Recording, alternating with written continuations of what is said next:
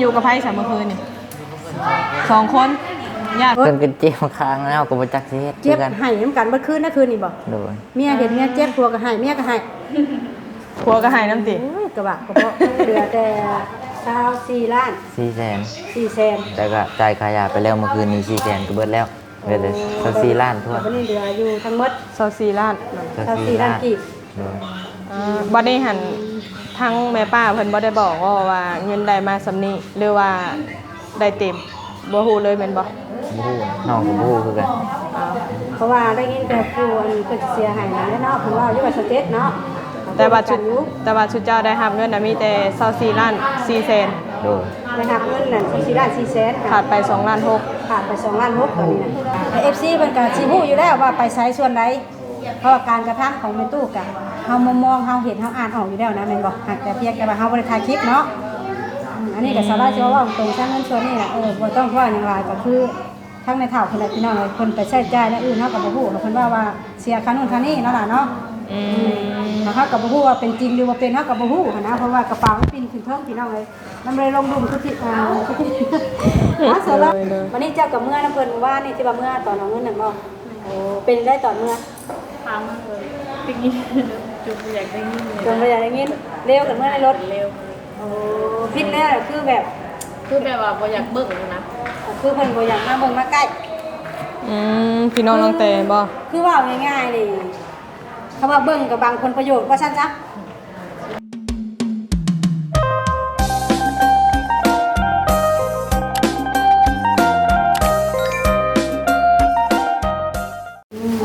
เปิดภาพขึ้นมามื้อนี้ น้องชายเฮานี่เด้อ สบายดีเด้อ สบายดีครับสบายดีก็เลยนี่สบายดีป่ะล้มในอีก คือรู้สึกว่าแบบว่าได้ยินเสียงแน่มื้อนี้เนาะไปได้น้องแต่คะแนนอยู่บ่ล่ะ คือมาสาดเนาะ โอ้ก็ใจเย็น เพิ่นใส่ซากยาให้มีกระซ่ามือเศร้ามีกระซ่า ว่าง่ายๆคือน้องคนไข้ในคือมื้อนี้ก็อยู่น้ำยาซ่าหรือว่ายากันเจ็บเนาะ หาใครกว่าเมื่อวานนี้อยู่แล้ววะเมื่อวานนี้บ่ได้ยินเสียงป่าเลยอยู่วะนี่ เพราะว่าก็ง่ายก็คือน้องเนี่ยผมมีเงินในเวลาเพิ่นมาซักยาเพิ่นต้องเอาใบบินยามาแล้วก็เฮาเอายาแล้วมันต้องจ่ายเงินให้เพิ่นมาซักให้เด้ โอ้ เอาเลยอยากจ้างบ่ให้จ้าง มันยังกินข้าวบ่บัดนี้ คือข้าวแกงน้ำไม้พี่น้องคือข้าวสบายแกงน้ำไม้มาแต่เดือน โอ้จะเอา เฮ็ดดอกพี่น้องเนาะอยู่แห้งกันบ่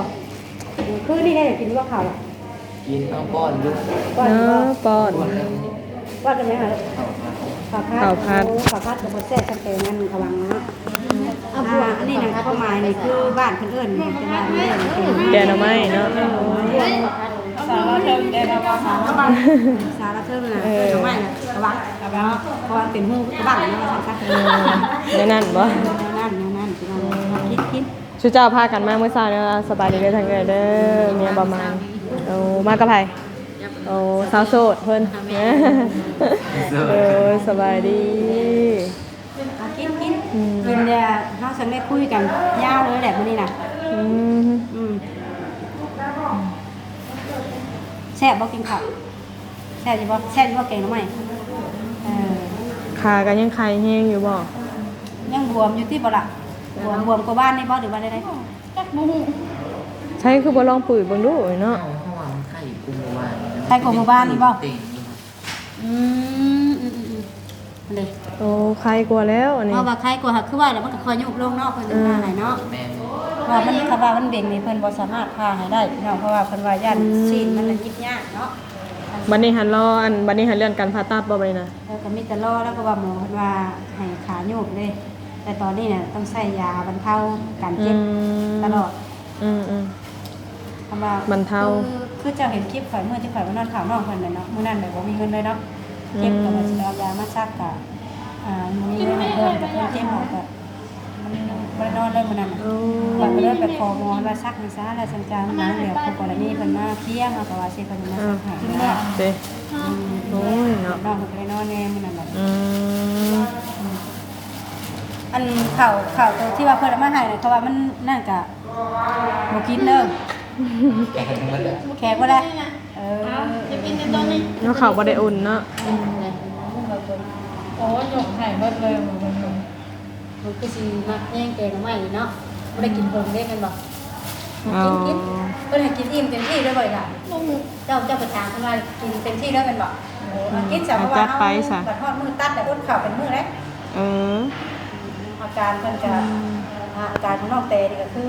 อันนี้คือข้าวยาตลอดเลยเนาะกับอยู่ได้น้ำยาพี่น้องเลยเมื่อวานนี่ฮะเจ็บอยู่เมื่อวานนี่มื้อนี้คือสิไข้แน่แล้วมื้อนี้พี่น้อง ตัดมาในตัวน้องเนาะ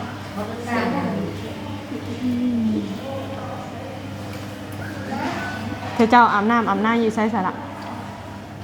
นี่แหละ หน้าเขาบ่แน่นมีอยู่ อาบในห้องหมอนี่ดิเมื่อคืนนี่อยู่กับไผซะเมื่อคืนนี่2 คนญาติเพิ่นบ่ได้มาบ่ซะ เมื่อคืนนี้มีแต่เจ้า2คนบ่ได้บ่ป้าได้สิมาแต่เมื่อว่าบ่ได้สิมาเพิ่นบ่มาซัก ว่าเลยให้บอลนิวเป็นมอบเอาเงินนำมันสิบ่มาใกล้นะ เอา คือหนูว่านี่คือ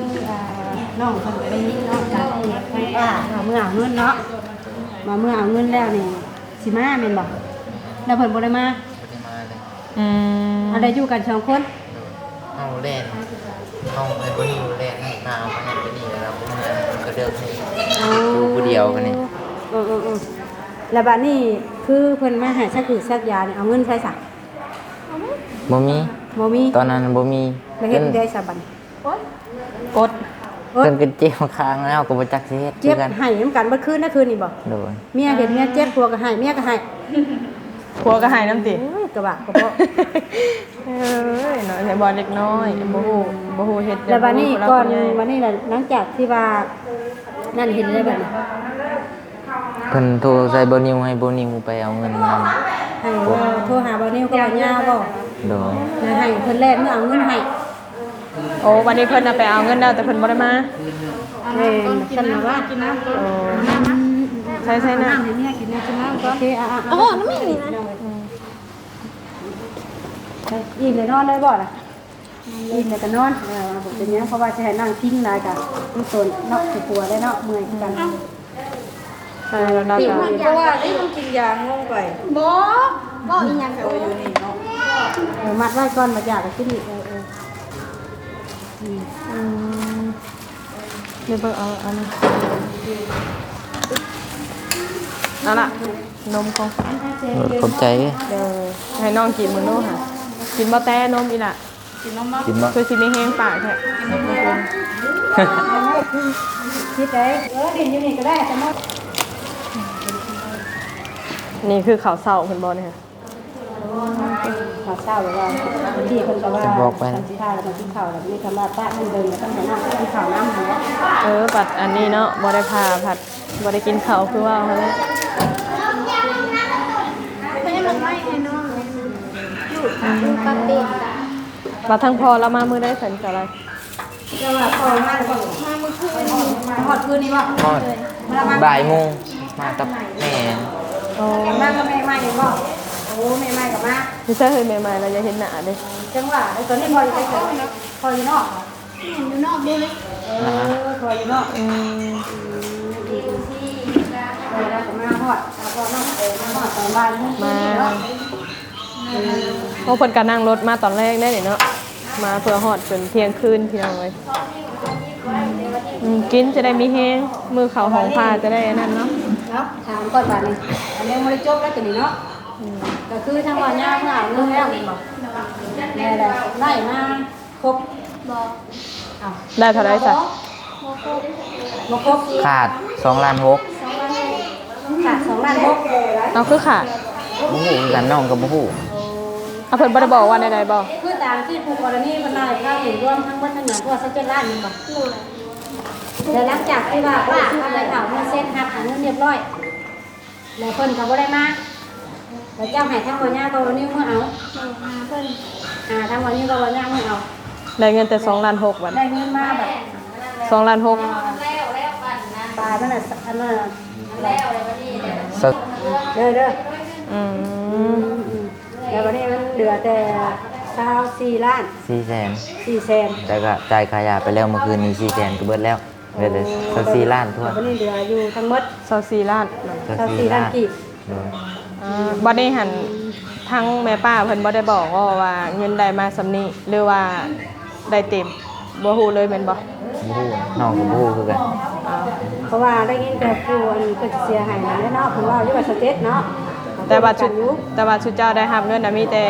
24ล้าน4แสน โดย ได้รับเงินนั่น4ล้าน4แสน ขาดไป2ล้าน6 ขาดไป2ล้าน6ตอนนี้นะ คือเราเพิ่นปัจจัยนั้นใจนี้ อ๋อเพิ่นว่ามีค่าใช้จ่ายอย่างหลายอย่างในแนวก็คือจังซี่แหละผมเฮาว่าแต่นำมันก็เพิ่นว่ามากก็ทุกทีก็แม่บ่หรือบ่แม่เฮาก็พูดถึงเนาะแต่บัดนี้แม่ถามกับป้าบ่ได้มาเลยตอนนี้น่ะคือได้คุยกันอยู่บ่ เพิ่นบ่ได้โทรมาถามบ่ซั่นน่ะโทรก็บ่ได้โทร พ่อเพิ่นก็มาแต่ว่าพี่เขาว่าพี่อยู่นี่ สบายดีเด้อทางตู้พ่อ พ่อตั้งแต่ เด้อ ใจ แล้วได้หนาวเนาะ เป็นได้ได้พ่อ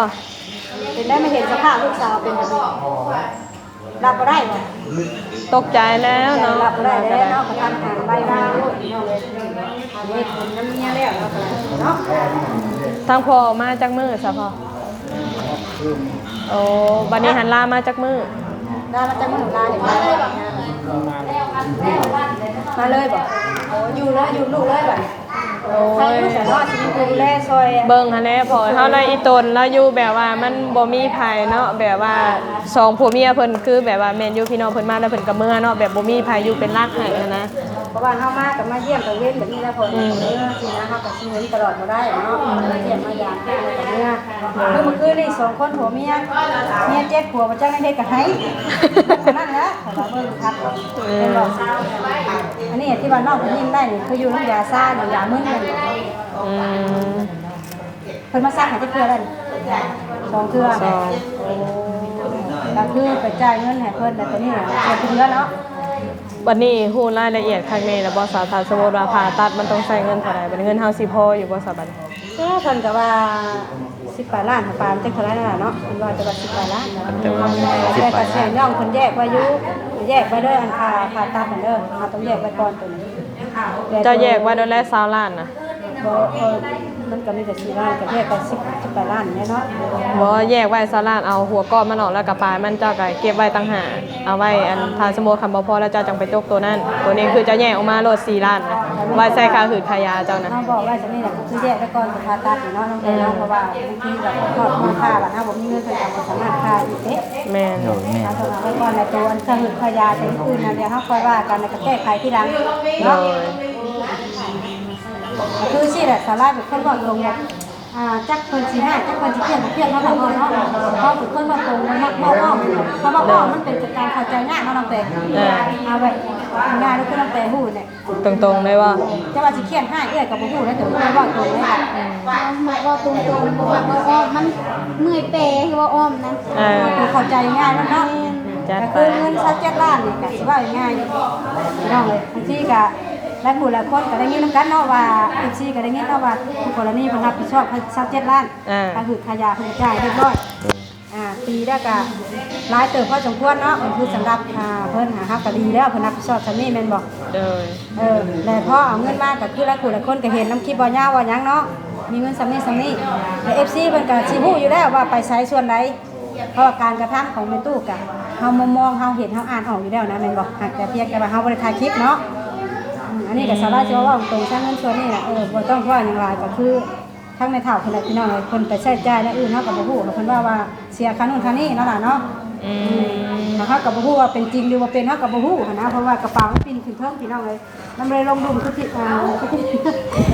าระว่าตรงกับพี่น้องเลยจักสิว่าสิว่ายังบ่ฮู้อันนี้เนาะบ่ตีได้ตัวนี้พี่น้องเลยผู้ใดเห็นนั่นก็ห่วยว่าบ่ได้แล้วคนหมู่มีเพียงพอเนาะมันบ่คิดซะการใช้จ่ายของลูกของหลานนี่นะ โดย มันเป็นไส้ลายไปแล้วพี่ซี่นั่นนี่คนว่าจักซี่หามือแม่นบ่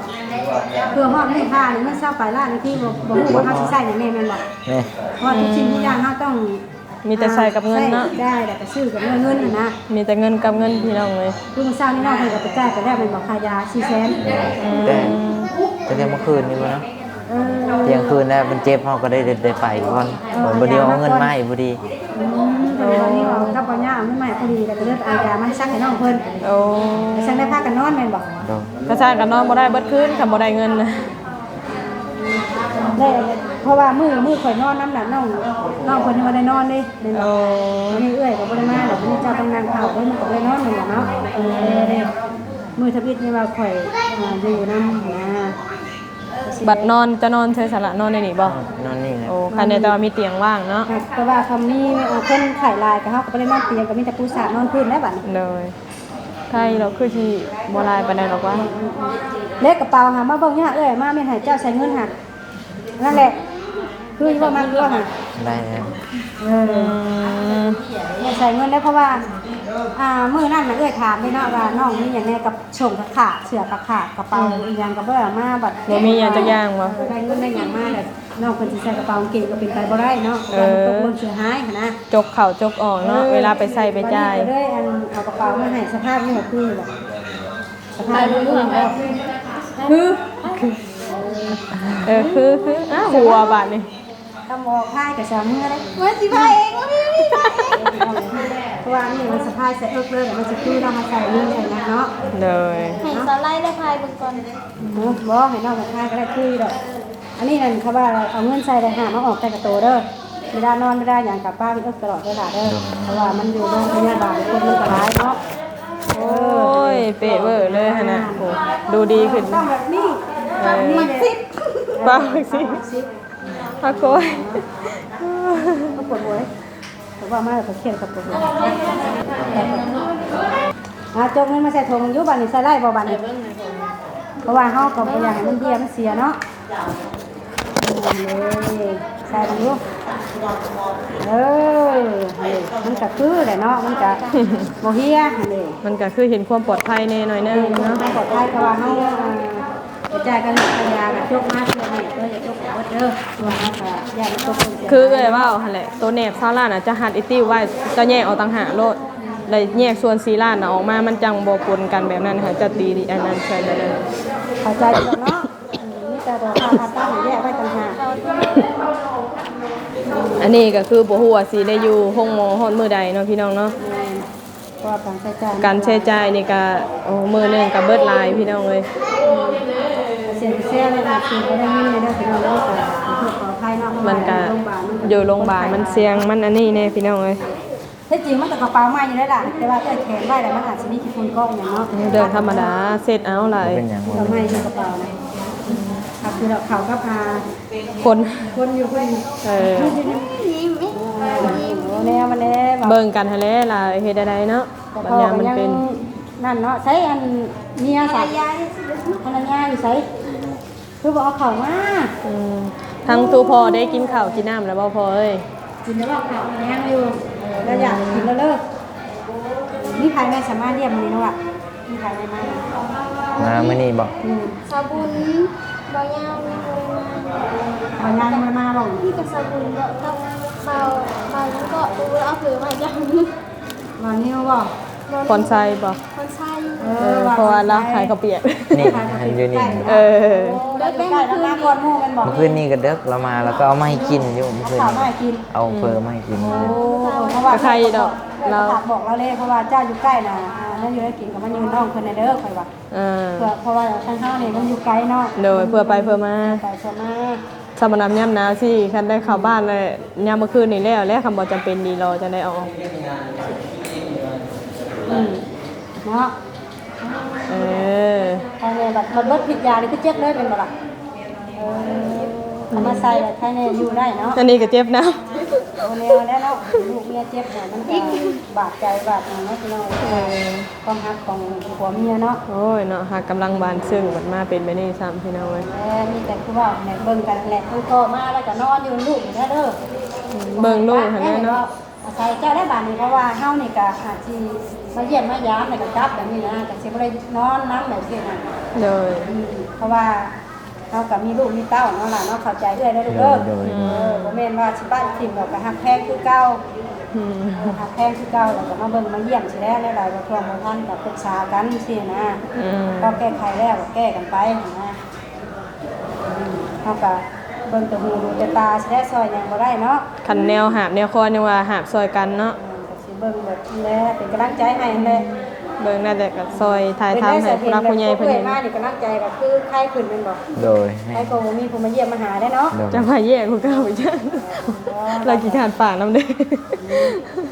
มันดีได้มีผู้ปรึกษานั่นน่ะเนาะใครก็สิอยู่สองคนผมเมียก็ งงเงียบอยู่เนาะ สิปรึกษาไปก็บ่มีแบบนั้นมันก็มันเต็กเอาล่ะเนาะ ชีวิตเมื่อคืนนี่เอื้อยไปสิอยู่น้ำแล้วเพิ่นว่าให้เมื่อน้ำเลยเนาะ โอ้ตะกี้ว่าเซาอันนี้สิอยู่น้ำเอาแต่เพิ่นให้เมื่อน้ำบ่ ผู้ใดให้เมื่อ บัดนี้ ผู้ใดให้เมื่อ น้งสาวอยู่ใกล้เพื่อนน้องตีนี่เนาะ โอ้ ว่าเมื่อ เพราะว่าเราก็ถือการช่วยเหลือด้วยกันเด้ อืมโดย วันนี้เจ้ากับเมื่อน้ำเพิ่นว่านี่ที่ว่าเมื่อตอนเอาเงินนั่นบ่โอ้เป็นได้ตอนเมื่อ ถามมาเลยเป็นงี้จุกอยากได้เงินเลย จนบ่อยากได้เงินเร็วกันเมื่อในรถ เร็ว โอ้ผิดแล้วคือแบบ คือแบบว่าบ่อยากเบิกนะ คือเพิ่นบ่อยากมาเบิ่งมาใกล้ อืมพี่น้องน้องแต่บ่ คือว่าง่ายๆนี่คำว่าเบิ่งกับบางคนประโยชน์ว่าซั่นจ้ะเอาอีดีถ้าคนมันเว้าแบบนั้นน่ะบางคนประโยชน์แน่นอนคำว่าข่อยบ่ได้หยังนำแต่ข่อยบ่อยากเบิ่งว่าแบบนั้นโลดเนาะความคิดของข่อยแล้วจักสิแม่นบ่แม่นเนาะน้องแต่ นั่นคือแม่น เนาะเอ้าคือน้องแต่นี่กับผัวนี่อ่ะเจ็บนอนอยู่บัดสิจักเมื่อไหร่สิได้ผ่าตัดอ่ะบัดพ่อฮู้ว่ามีเงินข่อยก็อยากเมื่อรับเงินน่ะข่อยอยากบางคนประโยชน์บัดพอมีคนเมื่อรับเงินแทนน่ะข่อยบ่มาใกล้มาเยี่ยมมาหาแล้วเมื่อข่อยบ่ได้มีผลประโยชน์กับเจ้าเด้เห็นบ่คือสิแบบนั้นนะความคิดนะเพราะว่าทั้งที่แม่เฒ่านะพี่น้องแม่เฒ่ากับญาติเนาะญาติทั้งน้องแต่เนาะแต่ก็บ่ว่าญาติพี่น้องอะไรก็บ่ตีกันแล้วแต่ความคิดใครมันนะถ้าบ่สนใจกันก็บ่เป็นหยัง บางทีเพิ่นยากไฟมาก็มีรถลาเนาะเห็นบ่เรามามื้อนั้นเราก็มาเอารถมาตั้งหาเศษแล้วบ่ะ บ่เหมารถมันก็มีรถโดยสารอยู่แล้วเราก็ต้องมาเอากับมาก็นอนก็ได้อันนี้มาบ่จะกลับนะมันก็ต้องย่างรถ บ่ได้อยู่นำลูกน้ำหลานไปนี่บ่ มันคำว่าเขาคิดว่าลูกหลานนี่เขามาเขาต้องนอนคืนหรือว่ามาเบิ่งมือสองมือก็ได้แต่นี่มากลางเว้นกลางคืนจะกลับนะกลางเว้นกลางคืนจะกลับ อืม เนาะค่ะพ่อแต่ว่ามันจะทำคิดว่าลูกหลานมันต้องมานอนเนาะมานอนมาเบิ่งแม่นบ่คือพ่อแล้วก็คือสำเนียงเราสิมากลางว่าเราสิไปว่ามันเป็น ยุ่มๆอยู่เนาะ คือสมมุติว่าหมอมาให้ไปเอาใบหอบใบยายืดยาก็ได้ดอกได้อยู่ก็ต้องถามเนาะ ถามไปให้แล้วแบบมันคุ้มค่าเนาะจำเป็นก็ต้องไป เฮ็ด นะ แต่ว่าสิให้เราเว้าเก่งๆ แล้วก็สไตล์ลาวเนาะก็ยาลาวพี่น้องเอ้ยก็คือทั้งเพิ่นก็ยาเพิ่นดอกบางทีเพิ่นอาจจะมีเวียกมีงานไปเนาะ เอ้ยเป็นคนเว้าเป็นเว้าเก่งหักเว้าจักพิดจักถึงบ่จักเลยนี่เว้าตามความจริงแน่นั่นน่ะ เด้อ เนาะว่าจะให้เราบ่ให้เอ้ยอยู่เรือนเด้อล่ะเด้อบ่ต้องให้เจ้าเพราะว่าเห็นคลิปนี่คำว่าเราเครียดแล้วอย่างเราบ่ให้สาระอยู่เรือนเมื่อสาระเว้าความจริงเนาะถ้าพอเนาะ อืม เนาะคือก็กินแบบกินน้ำกันพี่น้องจักซั่นได้เนาะฮักแพงกันแบบนี้ตลอดไปเด้อล่ะเด้อ เอาป้อนกันนะแม่ เพราะว่าการมีแต่แบบนี้เด้อเงินชวนแบ่งให้เจ้าแบ่งไม่ได้ด่าเด้อให้ใช้จ่ายนั่นเอาเก็บไว้ก่อนตัวการค่าตับเลย อืม แล้วกินรสเจ้านะกินรสละ เอาเพิ่นสิป้อนได้ให้กำลังใจเพิ่นแหน่กินนะแม่ เฮ้ย เออ ทาง FC นี่ก็สงสารนะทั้งผัวเจ้าแน่แล้วก็สงสารเจ้าแน่แบบบ่มีไผสินะ บ่มีแล้วผู้นี้เรากลับบ้านไกลเนาะเรามานํเมียมาผู้เมียก็ญาติพี่น้องก็คือเห็นให้ได้พี่น้อง มาได้จ้ะล่ะ สิมาแล้วบัดนี้ คำมากับขึ้นรถมื้อนี้เนาะแต่ยังบ่ทันฮอดแม่นบ่โอ้ เพิ่นก็ยังฟังตัวพ่อตัวแม่บ่ล่ะ เป็นญาติพี่น้องของเราเองและอ้ายบ่พี่น้องเนาะ อ้ายกับพวกพี่น้องนะ พี่น้องได้แล้วก็พ่อเนาะคือจังซี่แหละตาม โอ้ยเนาะพี่น้องเพิ่นอยู่ไสนะนี่น่ะ โอ้ทั้งสารวัตร ทางปากเซพุ่นนะ ปากเซ นั่งรถนี่สิว่าจักชั่วโมงหลายตุ่มได้นะหลายชั่วโมงจำได้เพื่อฮอด นั่นแหละเอาตามนั้นเด้อมีแต่ว่าให้น้องเพิ่นพักผ่อนใช้บันเจ้าได้กินได้ก็ข้าว คิดแล้ว กินได้ล่ะเอ้ยเนาะบ่ได้ได้เจ้านะ ไม่ว่าสิเห็นเมียบ่กินน่ะบ่กินไหน กินอยู่นอกพุ่น กินอยู่นอกเพราะว่าคนป่วยน่ะให้กินอยู่ในแต่คนบ่ คอย เป็น ว่า หยัง ใครอยู่ได้สาลายมียาดีอะ ก็กำลังใจแหละ เออ นี่การพี่น้องการเก็บ ทุกสิ่งทุกอย่างนี่นับตั้งแต่เจ็บเป็นเห็นอุ่นนี่ที่หนึ่งก็คือกำลังใจเด้อเอ้ยสิเว้าคือยาท่านั่งนี่ก็แม่นอยู่แต่ว่ากำลังใจนี่คือที่หนึ่งเลย เอาไปปลูกไว้ ก็ผัวเมียมันก็ต้องให้กำลังใจแหละ อืม ยิ่งดีได้ที่ว่าน้องเพิ่นบ่ได้เป็นหยังไงใช้ซื้อยาว่านี่เจ็บเกๆน่ะซักยาอีกก็บ่ เช้าเจ็บแล้ว ใช้เบิ่งดูเจ้าน่ะ ถ้า เจ็บ เจ็บ ใส่ ก็บ่ได้เป็นหยังไงนะเดี๋ยวหรอก เขียวน่ะ เดี๋ยวนี้ นี่ ว่าเคียวยังกระท่าใช่ไหมล่ะเพราะว่าเจ้าแรกจะเป็นเบิ่งเมียบัดนี้เด้อพวกเอ้ยก็คือสมมุติว่าเป็นทางอย่างเรียบร้อยเจ้าภายในกันนะดูแลกันอยู่เพื่อนอีกเด้ โดย พวกเอ้ยก็อยู่ไปก็สิไปก็แบบเป็นโดนที่นะบัดนี้วันนี้ว่าใกล้แล้วพวกเอ้ยจะมาคุมื้อนี่น่ะ โดยแม่น บ่ได้ไกลไปได้เนาะพอได้ว่าคันไกลยังไปหาอันนี้อยู่ใกล้ก็เพราะว่าเจ้าดีเจ้าเศร้าเมื่อรักษาอยู่บ้านดงเดียวกับมื้อ3มื้อมื้อเท่านึง สิอยู่นำไผสาลายคือเมืองพุ่น ถ้าอยู่นำผัวเมียเราสิได้กับพ่อมาเบิ่งสิได้ เอาบัดเฮือนนี่ค่ะ มาเพื่อนกับพ่อเพิ่นอยู่ในเมื่อเพิ่นยังบ่ทันมาอยู่เนาะมาก็ถึงรักษา โอ้เฮือนหลังเก่านะบ่ ถ้าเพิ่นมาอยู่ก็สิอยู่น้ำป้า แล้วเขาเพิ่นไปอยู่กับสิอยู่เจ้าเนาะให้อยู่ โอ้อยู่น้ำเอ้ยนี่บ่ มาแต่ละเถื่อกันนอนเพื่อน โอ้อ้าวเฮ็ดได้ซอยกันเนาะเนาะเฮ็ดได้ทางน้องเพิ่นก็คือว่าหั่นแหละ คือเป็นได้จากการใครบอกใครเบาคือใช้เป็นเพิ่นคือเก่าบ่ เอา ชวน ส่ง เนาะ ห้องให้อีกมันเปียกมันนอนบ่ได้เมื่อคืน โอ้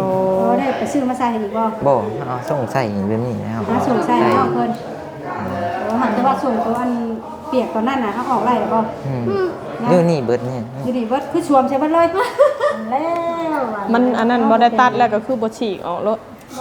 เลือดขึ้นมาที่ข้างนอก แบบอันไม้ลามเพิ่นได้เพิ่นมัดค้ากับค้าส่งค้าสั่งเลย โอ้ หักได้แม่แต่ว่าเปลี่ยนแพนเพิร์ดเนาะเป็นเพิร์ดเดี๋ยวแพนเพิร์ดใส่ให้แล้วก็ใส่ส่งหนึ่งให้ อืม คือว่าแล้วบอกง่ายกับขออนุญาตพี่น้องคนใหญ่เนี่ยแบบใส่สโลมเนาะมันจะต้องมีน้ำมีในเนาะมันก็ทายเบาทายมันก็ลายนะเป็นคนนึงนะเป็นกำลังใจสู้ๆผู้ก้าวเลยล่ะ เออเบิ่งแย่งกันไปเด้อล่ะเด้อ ทอดมือผ้ามือยังก็คือว่าเนี่ยกับมือนั่นแหละมือสำคัญเนาะคือว่าเขากับบอกว่าจะเป็นไปได้นั่นแหละเนาะมันการเสี่ยงเนาะการผ่าตัดมันก็มีเสี่ยงสูงอยู่พี่น้องเลยตอนนี้ได้เขาอย่างนี้อย่างเศร้าเขาก็ต้องเสี่ยงมันบ่ละจะดูน้ำหมูบาดนาแน่เด้อ เอาซะเดี๋ยวให้ทางน้องแต่เพิ่นพักผ่อนเด้อล่ะเด้อเด้อเอาสบายดีเด้อน้องล่ะ สบายดี สบายดีนั่นแหละสบายดีเด้อสบาย เด้อค่ะ